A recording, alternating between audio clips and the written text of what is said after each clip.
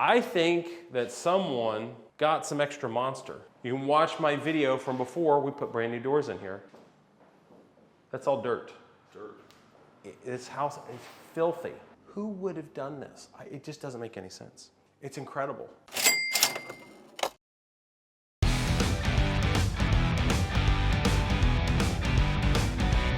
Okay, come on in, guys. This apartment unit is my most popular apartment unit ever. We evicted people who forged receipts years ago on this. We spent $25,000 rehabbing it, and that all went down pre-coronavirus. So as it is now, coronavirus on rents have cost me about $80,000. I've lost $80,000 in rent collections because we haven't been able to do health and wellness and safety violations because our courts in Southern Ohio and Ohio as a whole were not allowing health-based evictions. No one was getting evicted. The rents stacked up. I'm going through here and we're going to contrast the condition of this house after the $25,000 rehab with how it is now. It's an absolute disaster, and it's why I'm getting out of the affordable renting business as much as I can. I'm still going to have rentals that are in the $300 to $400 range, but I'm only going to have maybe a dozen of those. This place was rented for about $500 a month. It was nice, it was clean. The tenant lived here for 2 years, and this is what we have at this point. The hallway is destroyed. They left dogs in here. What's it smell like? Does it smell good? Does it smell like urine?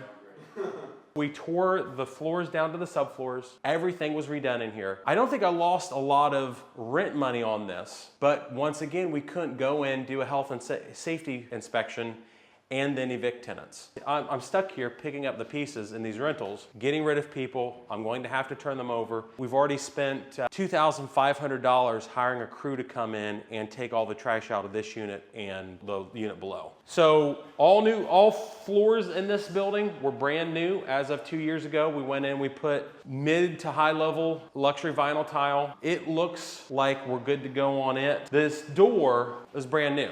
You can watch my video from before. We put brand new doors in here. That's all dirt. This house is filthy. I did not put an exterior door here, but we now have an exterior door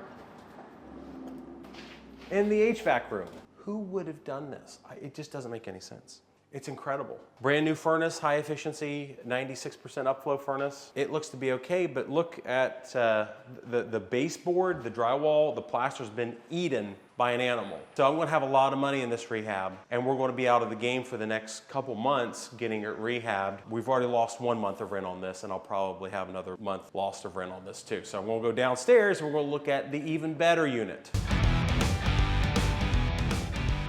So like in real estate, I can appreciate and inflate my way out of this. Inflation and appreciation and mortgage pay down will take care of this. But the problem is, if I didn't run my business at scale with 130 rentals and this was the only rental that I had as a small landlord, this would bankrupt me. I would lose everything on a place like this. And I know hundreds of landlords where they have 2 or 3 properties and they've all gone bankrupt. There's a class action lawsuit right now in the state of Ohio against the U.S. Health Department. Whoever did the eviction moratorium, there's currently a civil suit or a class action lawsuit against them because in a situation like this, I can't evict my tenants. My tenants know I can't evict them. So then you'll see this one. This is in much worse shape than the upstairs unit. I've already spent a little over $3,000 trashing and cleaning up the lot. Rather than mow the yard, they took pallets, wood pallets, and they stacked them up. This is one of the pallets. So there was a pathway of pallets to get to their cars at the back of the lot. Doesn't make any sense. Rather than mow, that's what they did. That's a safety hazard. You could trip on it. It's a health hazard. You got wood in the yard, it could catch on fire. They are not following the lease to maintain their landscaping properly. Can I evict them in the state of Ohio during the moratorium? Absolutely not. Here we're going to walk into this. I guess our crew did get here in between me getting in here 3 weeks ago, 2 weeks ago, and now. So they've ripped out 100% of the flooring. What's it smell like, guys?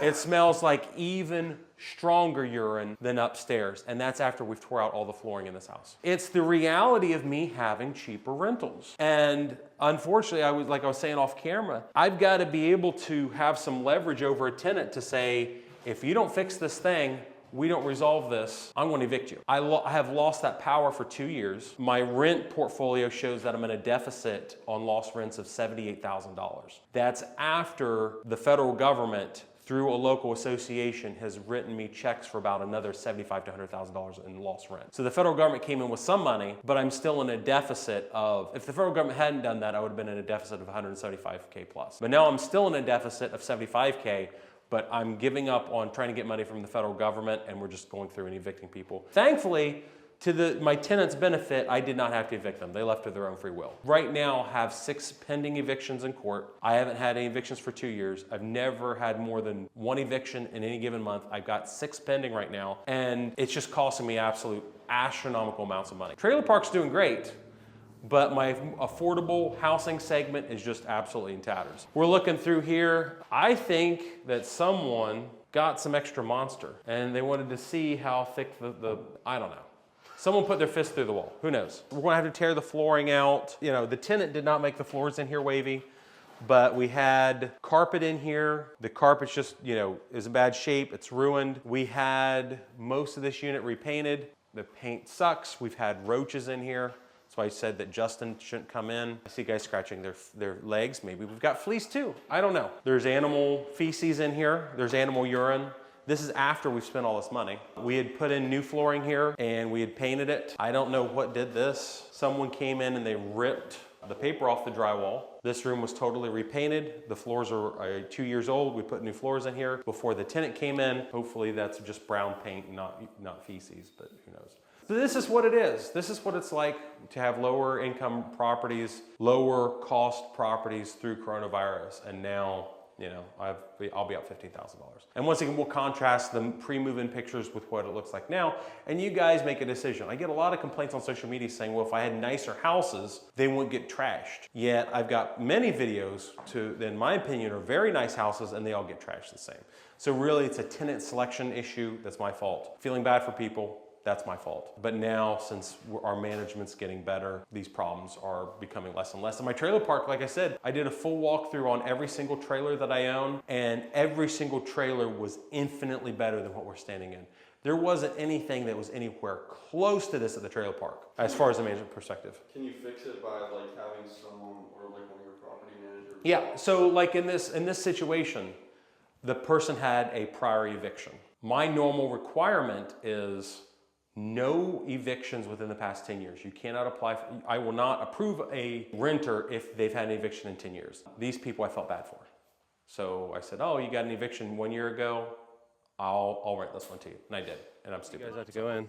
So I said there's probably roaches, there's probably fleas, and now you guys have animals crawling on you. I'm gonna have to do hazard pay. So we're gonna go down to Dollar General, because of course we have a Dollar General right next to this. And we're gonna go get some flea spray.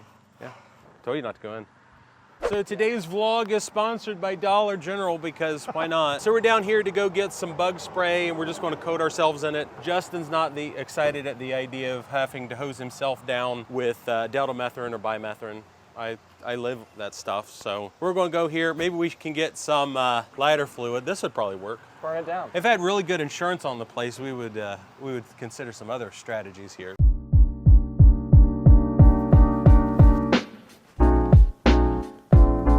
This is the lightweight stuff. This is the heavier duty stuff. So I'm going to spray myself down with Raid.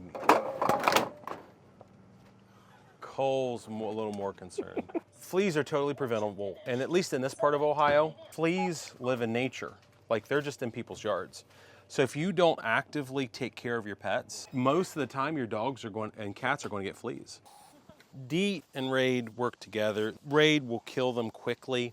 The DEET will take a little bit longer, but between these two things, oh, there's one on my arm. Not dead yet, Brandon. He's not dead yet. It's gonna take some time. You guys want to use this? Yeah. There you go. Here you go. Knock yourself out, guys. I treat my crew good.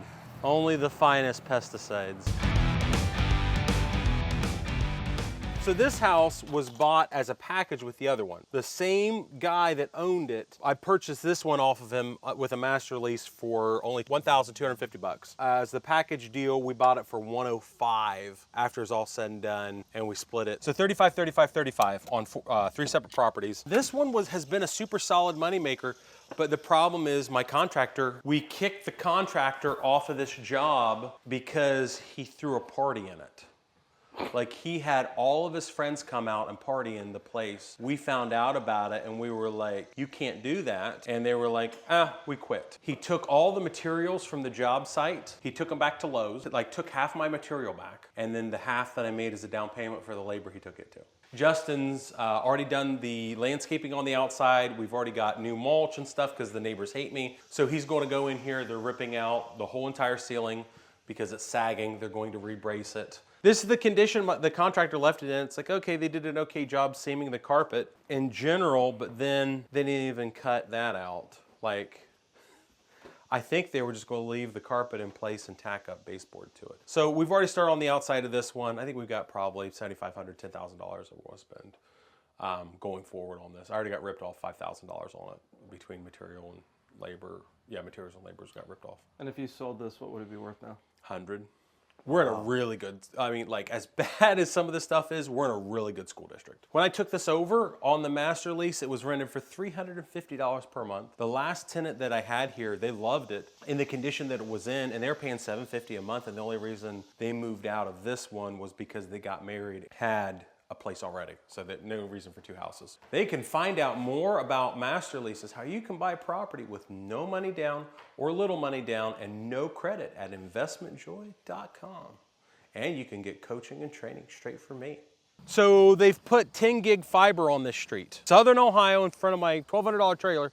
This is a fiber node. Justin called me and they broke my sewer clean out. Furious. Me, I'm thinking, oh, we got 10 gig fiber at the trailer. That's cool.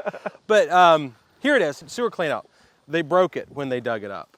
So we're going to call Horizon Internet in Chillicothe, Ohio, and we're going to throw a fit over that. And we're going to make them fix it. In the great scheme of things of houses that I should have bought, there's a VA house, meaning they take in disabled elderly veterans and they pay $3,000 a room. The government pays $3,000 a room to rent those out. And I could have bought that place seller finance with $15,000 down. I didn't feel like I had the bandwidth to go out and find a registered nurse or an LPN to go and staff the facility to take care of the veterans. But there's 5 bedrooms in there, $3,000 a piece. It could have made me $15,000 a month. Talk about deals that pass you up. I don't get deals all the time, but then I do get really good deals all the time too and make decent. How much does this property cost you, and then what's the reno on it looking like? I bought this house initially for $8,900 at an auction. It was like an unlisted auction, which is absolutely cool. So the biggest problem with this, and we'll show it real quick. The problem with this house was the foundation was caving in. Oh, okay, gotcha. So I went through 3 separate people to have them redo the foundation for me. Between 3 people, we finally got it. It was probably like $3,500, $4,000 for that. So then we spent about $20,000 on the initial renovation. We put new furnaces in both sides, new hot water tanks, if memory serves me right. So we put a lot of initial work in it. And this has been a real solid moneymaker up till coronavirus. We initially had it rented out for, I want to say, $500 a month. On this segment, this leg of the renovations, we'll probably start renting this one for probably $650, maybe $700 a month, since it's a 3-bed, 1-bath. The rates are up severely, so I'm still renting a lot of what I have lower than market value. Just to keep tenants. Just to get good tenants, but now we do a much significantly better background check than we ever did before. This is one of the ones that did me in. We started putting our lease that if people repaint my rooms without my authorization, I can charge you $250 a room now to repaint it, and this is why, because it was scarlet, gray, black, and purple in this room. And like Shane, my maintenance guy, just said, they shellacked the ceiling. The oil-based paint didn't even work on it. They've done 2 coats of oil-based paint on the cabinets because they did who knows what with them. Now it's a $250 fine per room. I hate doing that. I don't want to be that kind of landlord, but guess who has to be that kind of landlord? It's me, it's Brandon. Brandon has to be that kind of landlord now.